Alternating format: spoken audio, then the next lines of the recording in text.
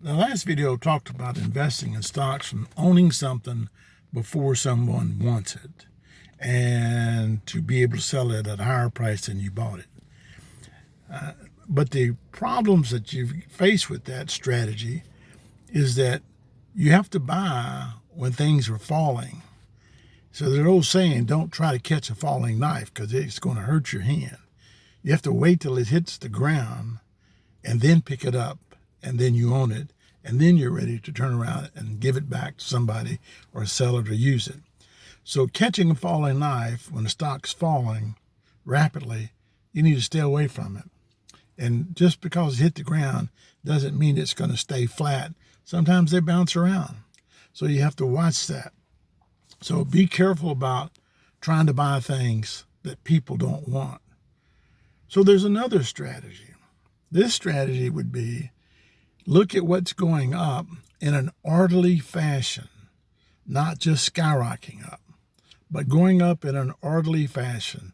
If you look at its chart over, say, 8 to 10 years, there's been a gradual growth. The stock has, moved up. The dividends have increased on a regular basis. Those are the kind of stocks that you can truly invest in because those are the kind of stocks that are somewhat predictable. So if you see them going up, you can say, well, that's not a concern. I can buy on a down day and I can average in as time goes by. So, instead of dollar cost averaging down, you can dollar cost average going up. And therefore, over time, if you bought today, a year from now, it will be worth more.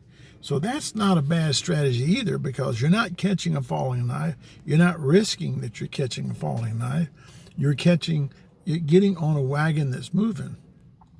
Now that doesn't work very well when a stock skyrockets up and goes from 0 to 100 in a matter of seconds, like a car. It's going to have to hit the brakes in a hurry. And when it does, you may be caught at the top. So you want to use that strategy on stocks that are moving in an orderly fashion, kind of like a PepsiCo or an old-time AT&T. I once owned AT&T for 10 years. I'll talk about that strategy next.